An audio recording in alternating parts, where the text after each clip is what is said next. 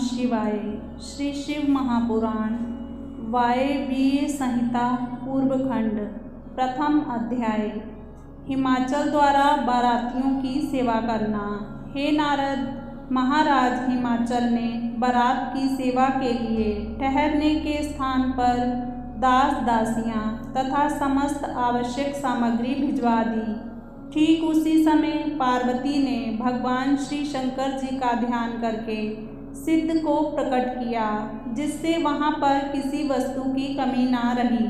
मैं, विष्णु और अन्य सब देवता इसके लिए महाराज हिमाचल की प्रशंसा करने लगे, लेकिन भगवान श्री शंकर जी के अतिरिक्त यह भेद किसी और ने ना जाना कि यह सब पार्वती जी की महिमा है। इसके पश्चात तुमने, देव ऋषि नारद ने महाराज हिमाचल के पास जाकर कहा कि लग्न का समय हो गया है, अतएव अब किसी प्रकार की देरी ना करें। तुम्हारी बात सुनकर महाराज हिमाचल ने प्रसन्न होकर पुरोहित को बुलाकर और उसको हम लोगों को बुलाने के लिए जनवासी में हमारे पास भेजा।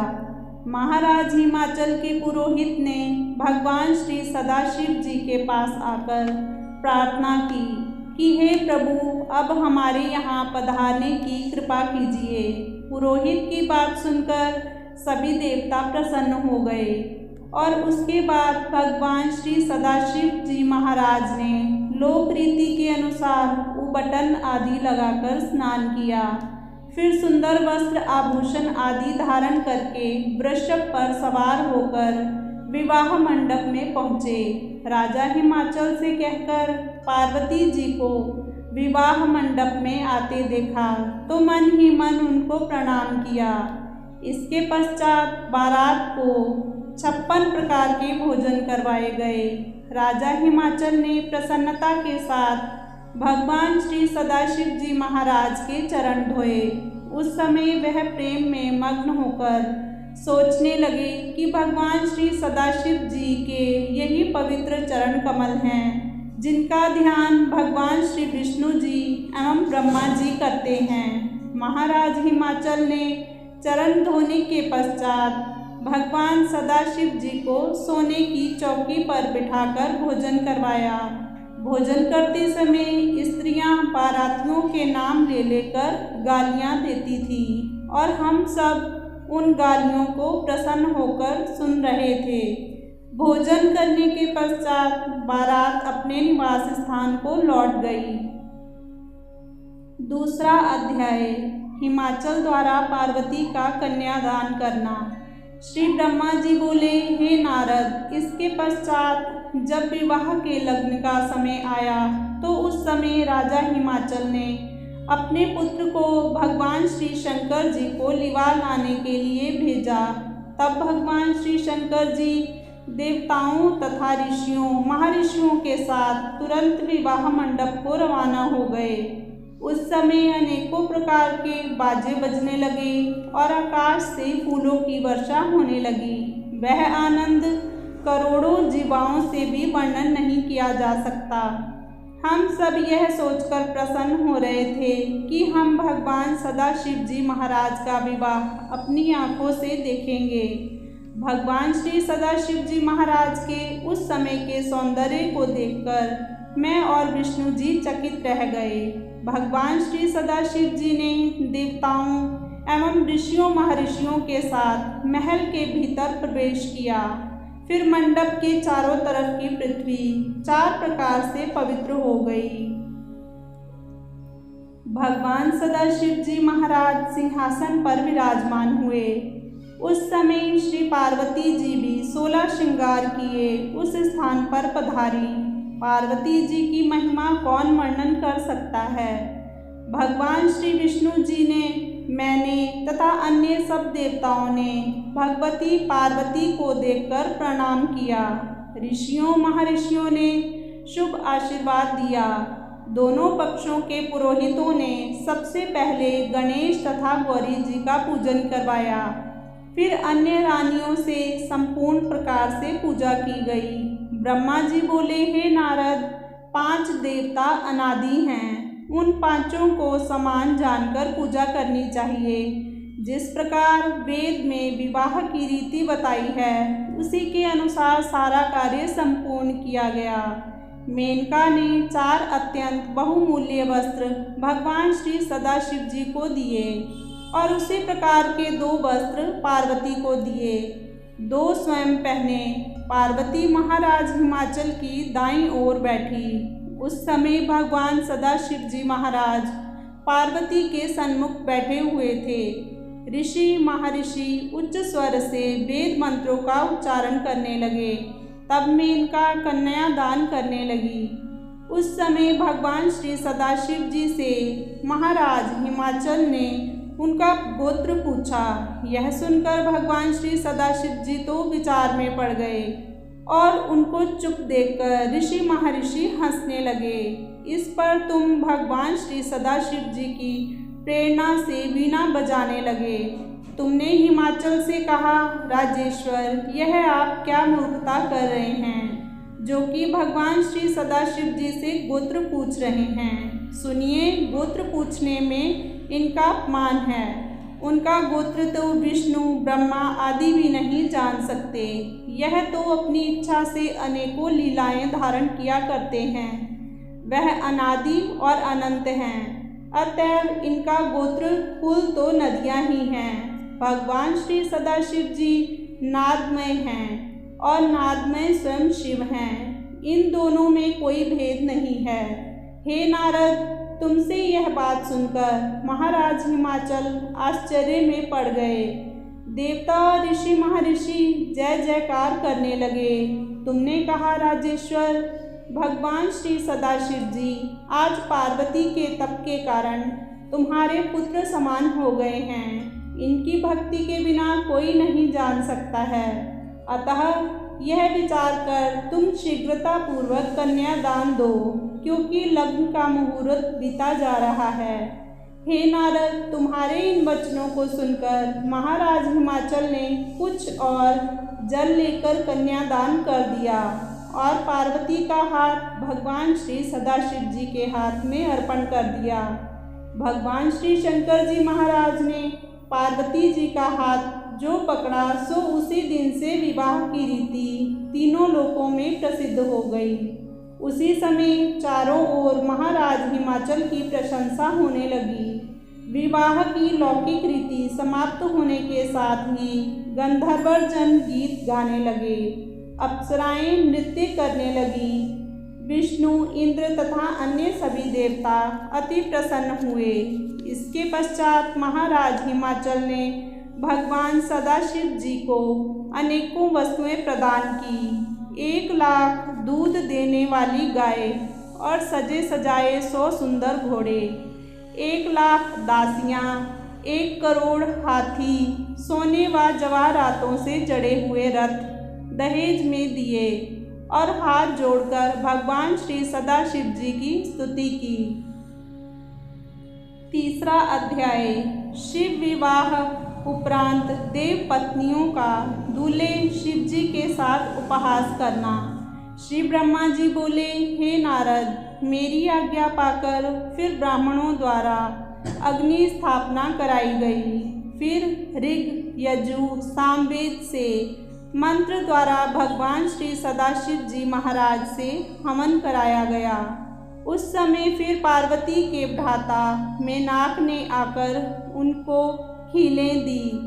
फिर लोक मर्यादा के अनुभामरे पड़ी, यानी फेरे हुए।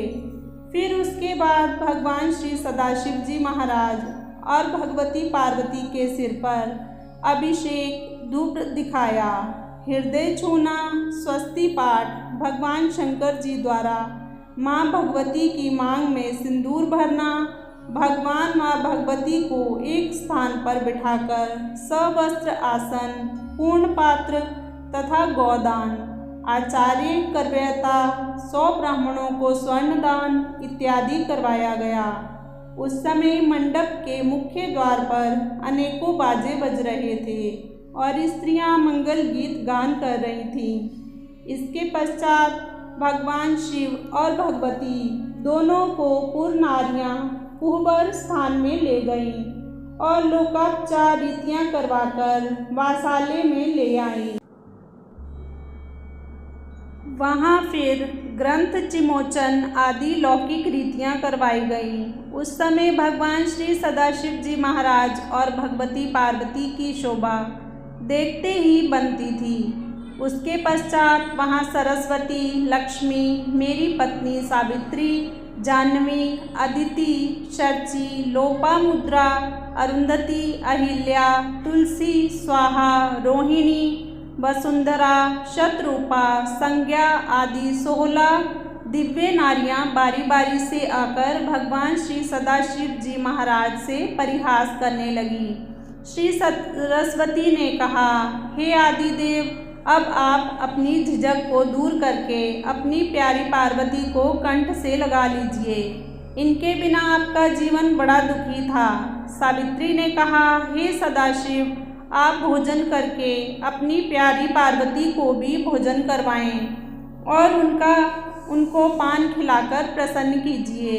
जाह्नवी ने कहा, हे योगेश्वर, आप बड़े कामी हैं। बाजार में से कंघी लाकर अपनी प्यारी के बालों को स्वयं संवारिए, क्योंकि इससे बड़ा आनंद प्राप्त होता है। लक्ष्मी ने कहा, हे देव, आप गिरजा को बड़े आनंद और प्यार से रखिए और उनका दुख दूर कीजिए। अब लज्जा काहे की है, सुंदर पार्वती को हृदय से लगाइए। इसी के विरह में आप कष्ट पा रहे हैं, अब प्रियतमा के मिल जाने पर लज्जा कैसी। शुचि ने कहा, हे शंकर जी, आप कामदेव से भली प्रकार पूर्ण हैं। अति सुंदर होने पर भी जो आप अपने शरीर पर भस्म लगाए हुए थे, सो उनका कारण हम जान गए हैं। आप बिना पत्नी के अपना अमंगल वेश बनाए हुए थे। अब आपकी इच्छा पूर्ण हो गई है और अपना मन चाहा कार्य कीजिए। हे सदाशिव, आप उत्तम प्रकार के भोजन करके पान खाइए और पार्वती को अपने साथ महल ले जाकर विहार कीजिए। मेनका को ये सब बात पसंद ना थी, लेकिन हमने आपको पार्वती से मिला दिया है। अहिल्या बोली, हे शंकर जी, आपने वृद्धावस्था का त्याग कर दोबारा जवानी को अपनाया है। आपकी युक्ति आज पूर्ण हो गई है। आप भली भांति पार्वती से प्यार कीजिए। तुलसी ने कहा, हे शिव जी, आप तो कामदेव को भस्म करके बड़े त्यागी बन गए थे, फिर आपने अरुंधति को हमारे पास यह कहकर क्यों भेजा कि पार्वती का मेरे साथ विवाह करवा दो। स्वाहा ने कहा, इस प्रकार के स्त्रियों के हंसी परिहास से आप क्रोधित मत हो जाना, क्योंकि विवाह काल में स्त्रियां हंसी मजाक किया ही करती हैं। संसार की यही रीति है कि दूल्हा से हंसी किए बिना आनंद नहीं आता। रोहिणी ने कहा, हे शिव जी, आप तो काम शास्त्र के बहुत बड़े जानने वाले हैं। आप अब गिरजा को काम कला की शिक्षा दीजिए और अपना काम पूरा कीजिए। इस पर काम रूपी समुद्र से तैर कर पार हो जाइए। वसुंधरा ने कहा, हे शंकर जी, आप तो सब कुछ जानने वाले हैं, अतएव आप पार्वती जी की इच्छा को पूर्ण रूपेण समझकर पूर्ण करें, ताकि उनका अब तक का वियोग का दुख दूर हो। हे शिव जी, भूख बिना भोजन करने से दूर नहीं होती, अतएव आप गिरजा जी को रीति प्रदान कर प्रसन्न करो। शतरूपी बोली, अब शिव जी को पार्वती के साथ ऐसे स्थान पर भेज दो जहाँ कोई ना हो और पलंग फूलों से सजा हुआ हो। उस स्थान पर रत्नों का दीपक जल रहा हो और कोई किसी प्रकार का कष्ट देने वाला ना हो। श्री ब्रह्मा जी ने कहा, हे नारद, स्त्रियों की इस प्रकार की मजाक भरी बातों को सुनकर भगवान श्री सदाशिव जी महाराज ने उनसे कहा, आप मुझसे इस प्रकार की बातें ना कीजिए। आप समस्त संसार की माताओं के समान हैं। मैं तो आपके पुत्र के समान हूँ। पुत्र के सामने माता को इस प्रकार की बातें करना उचित नहीं प्रतीत होता। इस पर सब स्त्रियां लज्जित होकर चुप हो गईं। चौथा अध्याय रति की प्रार्थना पर शिव जी द्वारा कामदेव को पुनः जीवित करना। ब्रह्मा जी बोले, हे नारद, जब स्त्रियां शंकर जी के वचन सुनकर लज्जित होकर काठ की पुतलियों के समान चुप होकर स्थिर हो गईं, तो उस समय भगवान को प्रसन्न जानकर रति ने कहा, प्रभु, आपने तो पत्नी को प्राप्त कर लिया, लेकिन मेरे पति कामदेव को बेकार ही खत्म कर दिया।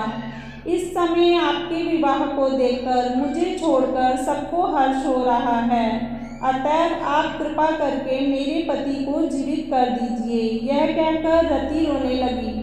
रति को रोते देखकर सब लोगों को अति दुख हुआ। रति ने अपने जले हुए पति की भस्म जो बांधी हुई थी, उस पोटली को उसने भगवान सदाशिव जी के सामने रख दिया। भगवान ने रति तथा देव पत्नियों को दुखी जानकर उस भस्म की ओर अमृत दृष्टि से देखा, तो कामदेव तुरंत जीवित होकर उस पोटली में से बाहर निकल आया। यह देखकर रति और अन्य सब स्त्रियां परम आनंद को प्राप्त हुईं।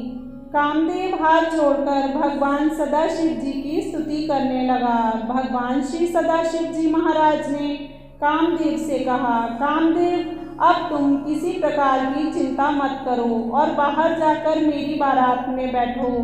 भगवान की आज्ञानुसार कामदेव वहाँ से बाहर निकलकर हमारे पास आया और मुझको तथा भगवान श्री विष्णु को नतमस्तक होकर प्रणाम किया। उस समय हमने कामदेव को आशीर्वाद दिया कि तुम भगवान श्री सदाशिव जी और भगवती पार्वती जी के सदा सदैव प्रिय रहो। अब तुम्हें किसी प्रकार का भय नहीं रहेगा। तुम आनंद पूर्वक हमारे साथ बैठो। और कामदेव देवताओं की पंक्ति में बैठ गया।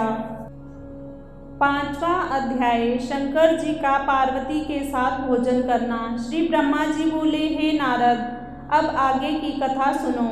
इधर कामदेव तो देवताओं की पंक्ति में हमारे साथ बैठ गया, उधर भगवान श्री सदाशिव जी महाराज ने पार्वती को अपनी बाईं ओर बिठाकर भोजन करवाया और स्वयं भी भोजन किया। हम तो भोजन करने के पश्चात बारात के निवास स्थान की ओर रवाना हो गए और स्त्रियां भगवान सदाशिव को निवास भवन में ले गईं। वह घर बेहद सजा हुआ था। सैकड़ों रत्नों के दीपक जगमगा रहे थे एवं रत्न जड़ित कुंभ तथा पत्र आदि स्थापित थे। रत्न जड़ित दर्पण थे। जगह जगह मणिमुक्ता आदि जड़ित होकर शोभा बढ़ा रहे थे। श्वेत चमर भी ढके हुए थे। स्थान स्थान पर बड़े बड़े चित्र लटक रहे थे, जिसमें कि विविध दृश्य दिखाए हुए थे। यह घर विश्वकर्मा ने विशेष रूप से अपने हाथों से तैयार किया था। वहाँ भगवान श्री सदाशिव जी और पार्वती ने एक रत्न जड़ित बड़े से पलंग पर बैठकर तांबूल सेवन किया। पलंग के चारों तरफ मोतियों की झालरें लटक रही थी। पलंग के पास ही चंदन, अगरबत्ती तथा कस्तूरी के पात्र रखे थे, जिनकी सुगंध से वह घर महक रहा था। कमरे की सजावट देखकर भगवान अति प्रसन्न हुए। सुंदर भवन की शोभा देखते देखते उस रत्न जड़ित पलंग पर सो गए। वह रात्रि इस प्रकार बीत गई। जब भोर हुआ तो नाना प्रकार के बाजे बजने लगे। इधर जनवासे में सब देवता उठे। भगवान श्री विष्णु ने धर्मराज से कहा कि वह भगवान श्री सदाशिव को जगाकर ले आवें। तब धर्मराज ने महाराज हिमाचल के महल में जाकर भगवान सदाशिव जी महाराज से प्रार्थना की, प्रभु, अब आप कृपा करके उठिए, जनवासे में चलकर सबको आनंद प्रदान कीजिए। सब देवतागण आपकी बाट देख रहे हैं और आपके दर्शनों के इच्छुक हैं। धर्मराज की बात सुनकर भगवान शंकर जी बोले, हे धर्मदेव, तुम जाओ, मैं अभी आ रहा हूँ। इसके पश्चात भगवान श्री सदाशिव जी महाराज सबको शीश झुकाते हुए बड़ों से आज्ञा लेकर जनवासे की ओर चल दिए। छठवां अध्याय शिव तथा देवताओं द्वारा हिमाचल से विदाई के लिए प्रार्थना करना। श्री ब्रह्मा जी ने कहा, हे नारद, जनवासे में पहुंचकर भगवान श्री सदाशिव जी ने सब देवताओं को पास बुलाया।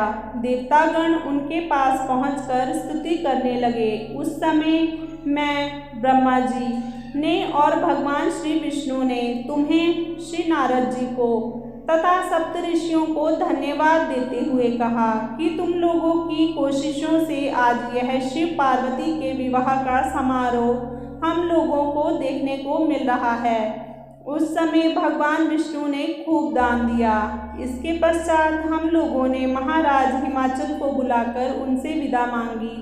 उस समय महाराज हिमाचल ने देवताओं से प्रार्थना की, हे देवताओं, आप लोग मुझे छोड़कर मत जाइए। मैं आपकी कुछ भी सेवा नहीं कर सका हूँ। मैं आपसे निवेदन करता हूँ कि आप मेरे छोटेपन को विचार में ना लाइएगा। मेरे निवास स्थान पर चलिए और उसको पवित्र कीजिए। हे नारद, महाराज हिमाचल की प्रार्थना को सुनकर भगवान श्री विष्णु एवं अन्य देवताओं ने उसकी प्रशंसा करते हुए कहा, हे राजेश्वर, तुमने जो हमारी इतनी सेवा की है वह किसी प्रकार भी वर्णन नहीं की जा सकती। तुम्हारे घर में जगत माता ने जन्म लिया है, अतः तुम्हारे बराबर संसार में कोई श्रेष्ठ नहीं है। तुम्हारा नगर और तुम्हारी माता धन्य हैं, जहाँ भगवान सदाशिव जी महाराज ने पधार कर सारे संसार और हम लोगों का हित किया है। इसके पश्चात महाराज हिमाचल समस्त बारातियों को अपने महल में ले गए। सब लोग प्रेम से भोजन करने लगे। स्त्रियां मंगल गीत गाने लगीं। इन गीतों में अधिकतर भगवान श्री सदाशिव जी महाराज की ही महिमा का वर्णन किया था। इन गीतों को सुनकर भगवान सदाशिव जी महाराज और सभी देवता बहुत ही प्रसन्न हुए। 7वां अध्याय, हिमाचल द्वारा देवताओं तथा समस्त बारातियों की विदाई करना। श्री ब्रह्मा जी बोले, हे नारद, इस तरह 3 दिन तक राजा हिमाचल ने बारात को ना जाने दिया। चौथे दिन मैंने पार्वती जी और भगवान सदाशिव जी महाराज को बिठाकर हवन करवाया और विवाह की रीतियां शेष रह गई थी वह सभी पूर्ण करवाई। उसके पश्चात तिलक किया गया। फिर सबने आशीर्वाद दिए और इसके पश्चात बारात ने भोजन किया। इस तरह रात बीत गई। प्रातःकाल जब हमने महाराज हिमाचल से फिर विदा मांगी तो महाराज हिमाचल ने प्रार्थना करके हम लोगों को फिर रोक लिया। इस प्रकार उसने कई दिन तक हमको ठहराए रखा। तब एक दिन देवताओं ने हिमाचल की बहुत प्रशंसा की और उनसे कहा कि अब हमको विदा कर दो। देवताओं की बात सुनकर महाराज हिमाचल ने अपने भाई बंधुओं को जमा करके बताया कि अब भगवान शिव यहाँ से रवाना होना चाहते हैं। महाराज हिमाचल की बात सुनकर उन सबको अति दुख हुआ। तब हिमाचल ने गुरु की आज्ञा से समस्त सामग्री जुटाकर बारात को अपने महल में बुलाया। तब मैं, श्री ब्रह्मा जी ने भगवान श्री सदाशिव जी तथा पार्वती जी को बीच में बिठाकर गौरी पूजन करवाया और समस्त विधियां पूर्ण करवाईं। हिमाचल ने जो दहेज दिया उसके संबंध में वर्णन नहीं किया जा सकता। इसके पश्चात महाराज हिमाचल और मेनका ने खड़े होकर हाथ जोड़कर सब लोगों से कहा, यह हमारा सौभाग्य था जो पार्वती जैसी पुत्री ने हमारे यहाँ जन्म लिया, जिसके कारण आप सबने हमारे यहाँ पधार कर हम लोगों को अपने दर्शन दिए हैं। देवताओं तथा अन्य बंधुओं, आप हमारी गलतियों के लिए हमें क्षमा कर दें। हे नारद, यह सुनकर समस्त देवताओं ने महाराज हिमाचल की बहुत प्रशंसा की। उस समय सब लोग भगवान सदाशिव जी महाराज के गुण गा रहे थे। 8वां अध्याय, हिमाचल द्वारा शिवजी तथा पार्वती सहित विदाई देना। श्री ब्रह्मा जी ने कहा, हे नारद, तब महाराज हिमाचल ने मेनका और घर के अन्य सदस्यों के साथ मिलकर भगवान श्री सदाशिव जी महाराज की स्तुति की। इसके पश्चात बारात जनवासे को वापस लौट आई। फिर सब लोग दोबारा विदाई के लिए हिमाचल के द्वार पर गए। भगवान श्री सदाशिव जी महल के भीतर चले गए। वहाँ स्त्रियों ने भगवान श्री सदाशिव जी को विदा किया। भगवान ने उस समय उन स्त्रियों से कहा कि सब बारात विदा हो चुकी है, अब आप मुझे भी विदा कीजिए। यह सुनकर मेनका ने प्रसन्नतापूर्वक पार्वती जी को भगवान को सौंपा। वह पार्वती का हाथ भगवान सदाशिव जी के हाथ में देते हुए आर्द्र कंठ से कहने लगी, प्रभु मेरी पुत्री गिरजा आपके जन्म जन्मांतरों से दासी है। यह आपकी जी जान से सेवा करेगी, इसका पालन करते रहिएगा। यह मेरी लाडली बेटी है और आपकी पूर्ण भक्त है। यह आपकी प्रशंसा से खिल जाती है। इसको अभी संसार का कुछ ज्ञान नहीं है। इतना कहकर भगवान श्री सदाशिव जी महाराज के चरणों में लेट गई। भगवान श्री सदाशिव जी ने मेनका से कहा, आप और महाराज हिमाचल दोनों ही धन्य हैं। आप अपने समस्त परिवार के सहित मुक्ति को प्राप्त होंगे। यह कहकर भगवान सदाशिव जी महाराज मेनका से विदा होकर महाराज हिमाचल के पास गए और हाथ जोड़कर विदा मांगने लगे।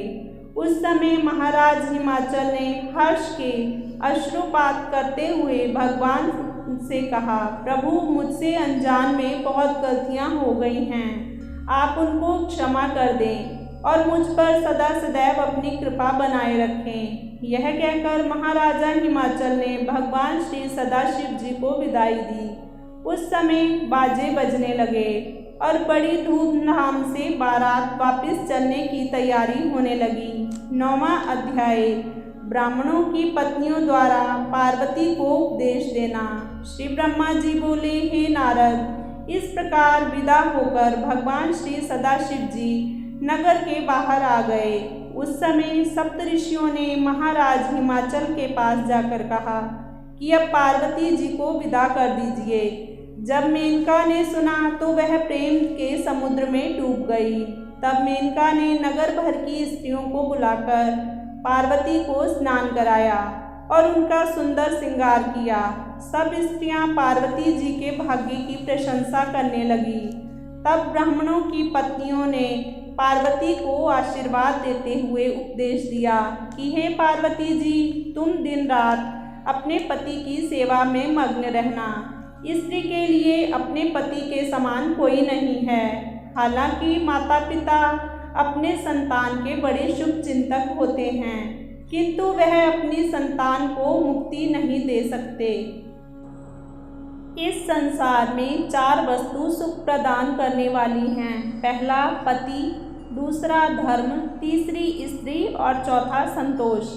इन चारों की परीक्षा आपत्ति काल में होती है। वेद कहते हैं कि अपना पति चाहे मूर्ख, निर्धन, लंगड़ा, काना, व्यभिचारी, छलिया, कठोर, धूर्त, पाखंडी क्यों ना हो, तो भी स्त्री के लिए उचित है कि वह उसे भगवान श्री सदाशिव जी और भगवान श्री विष्णु के समान प्रसन्न रखे। पति की सेवा से ही स्त्रियों को मोक्ष की प्राप्ति होती है। जो स्त्रियां अपने पति की सेवा नहीं करती वह निसंदेह नरक भोगती हैं। अतएव स्त्रियों का सब काम छोड़कर पति की सेवा के लिए सदा तैयार रहना चाहिए। मन, कर्म और वचन, इन तीनों से पति की सेवा करना ही स्त्री का सबसे बड़ा धर्म है और मोक्ष का मार्ग है। वेदों में लिखा है, स्त्रियां 4 प्रकार की होती हैं, उत्तम, मध्यम, निकृष्ट, अधम। उत्तम वह है जो सपने में भी पराये पुरुष का ध्यान नहीं करती। मध्यम वह है जो पराये पुरुष को भाई तथा पिता के समान समझती हैं। निकृष्ट वह हैं जो पराये पुरुष की ओर खींची रहती हैं, मगर धर्म और समाज के विचार से उसकी संगत नहीं करनी चाहिए। अधम वह है जो अपने पति और कुल का भय खाकर पराये पुरुषों की संगत से बचती हैं, मगर उनका ध्यान नहीं छोड़ती। पतिव्रती स्त्रियां की बड़ी महिमा है। जो स्त्रियां अपने पति को भुलाकर पराये पुरुष के साथ व्यभिचार करती हैं वह घोर नरक की भागी होती हैं और अनेक दुख भोगती हैं। ऐसी स्त्रियां केवल एक क्षण के लिए, आनंद के लिए युगों तक नरक में पड़कर दुख भोगती रहती हैं। करोड़ों पाप करने वाली स्त्री भी पतिव्रता धर्म के पुण्य पद को प्राप्त करती है। जो स्त्रियां पति के विरुद्ध चलती हैं वह अवश्य नरक भोगती हैं और अनेकों जन्म में युवावस्था को प्राप्त होने के साथ ही विधवा हो जाती हैं। पतिव्रत स्त्री को पति सबसे श्रेष्ठ समझना चाहिए। स्त्री को चाहिए कि पहले अपनी पति को भोजन कराकर बाद में आप भोजन करें। पति को सुलाने के बाद आप सोवे, पति के बैठने के बाद आप बैठे।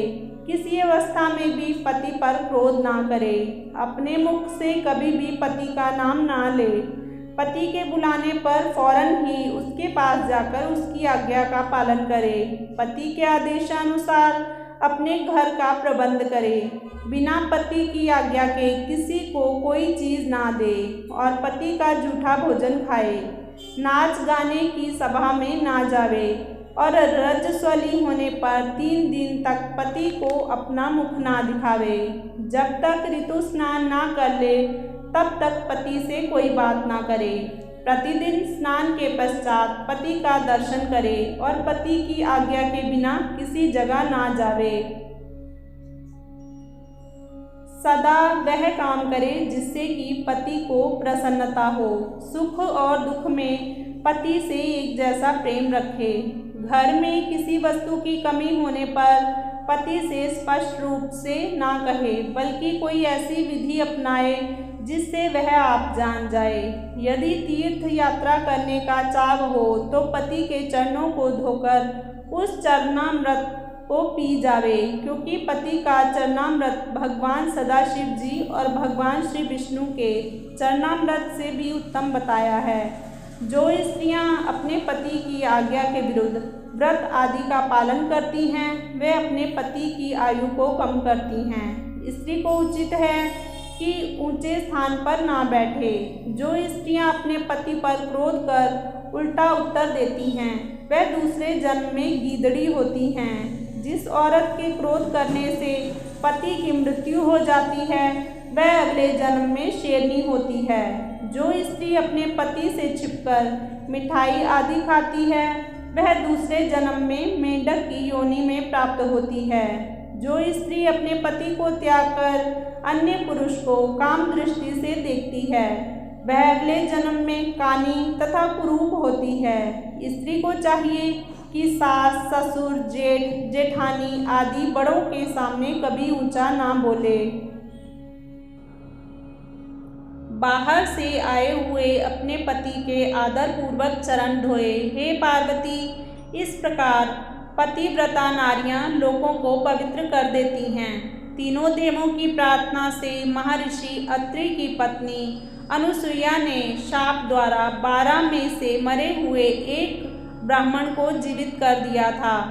ब्राह्मण पत्नी ने कहा, हे पार्वती, आप सर्वश्रेष्ठ हैं तथा सबका कल्याण करने वाली हैं। आपके सामने तो इतना केवल लोक प्रचार के लिए कहना पड़ रहा है। 10वां अध्याय। शिवजी द्वारा विदा होकर कैलाश के लिए रवाना। श्री ब्रह्मा जी बोले, हे नारद, इस प्रकार की बहुत सी बातें समझाकर मेनका ने पार्वती जी के विदा करने का प्रबंध आरंभ कर दिया। वह पार्वती जी को बार बार हृदय से लगाती थी और बार बार भगवान श्री सदाशिव जी महाराज की सेवा के लिए उपदेश करती थी। तब पार्वती जी की सखियों ने मेनका को उनसे अलग कर लिया। फिर पार्वती जी बारी बारी से हर एक से मिलती हुई आप रोती हुई और दूसरों को रुलाती हुई चल दी। उस समय मानो महाराज हिमाचल के परिवार पर वियोग शरीर धारण करके छा गया था। सब पार्वती के रुदन को देखकर व्याकुल हो रहे थे। हे नारद, उस समय तत्वज्ञानी पुरोहित ने महाराज हिमाचल से कहा कि शुभ लग्न बीता जा रहा है, इसलिए पार्वती जी को शीघ्र विदा करो। तब महाराज हिमाचल ने पार्वती जी को पालकी में बिठाया। उस समय सब स्त्री और मेनका पार्वती को आशीर्वाद देने लगी। जिन सखियों से पार्वती को अधिक प्रेम था उनको महाराज हिमाचल ने पार्वती के साथ कर दिया और तोता, मैना, कोकिला इत्यादि पार्वती के प्यारे पक्षियों को भी महाराज हिमाचल ने पार्वती के साथ कर दिया। उस समय अनेक प्रकार के शुभ शकुन होने लगे और आनंददायक बाजे बजने लगे। विदा के समय बहुत सा धन लुटाया गया और महाराज हिमाचल और भगवान श्री सदाशिव जी ने काम करने वालों को धन, दौलत, रत्न और हाथी घोड़े पुरस्कार के रूप में प्रदान किए। हे नारद, जिस समय बारात चलने लगी उस समय महाराज हिमाचल ने अपने पुत्रों के सहित भगवान श्री सदाशिव जी के पास जाकर उनसे प्रार्थना की, प्रभु आपकी कृपा से मुझे तीनों लोकों में कीर्ति प्राप्त हुई, आप मेरे समस्त दोष क्षमा कर दें। तब भगवान श्री सदाशिव ने हिमाचल को अपने मीठे वचनों से प्रसन्न करके विदा किया। उस समय विंध्याचल ने महाराजा हिमाचल से कहा, भगवान श्री सदाशिव जी से संबंध करके हम सब श्रेष्ठ हो गए हैं। इसके पश्चात भगवान श्री सदाशिव जी पार्वती तथा बारातियों सहित कैलाश के लिए रवाना हो गए। 11वां अध्याय, शिव जी का अपने महल में आना।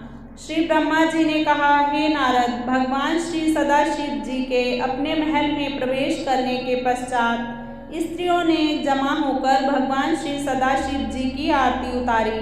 उस समय देवतागण नृत्य व गान करने लगे, आकाश से पुष्प वर्षा होने लगी। सब देवताओं को ऐसा आनंद प्राप्त हुआ जैसा कि अंधे को आंखें मिल जाने पर होता है।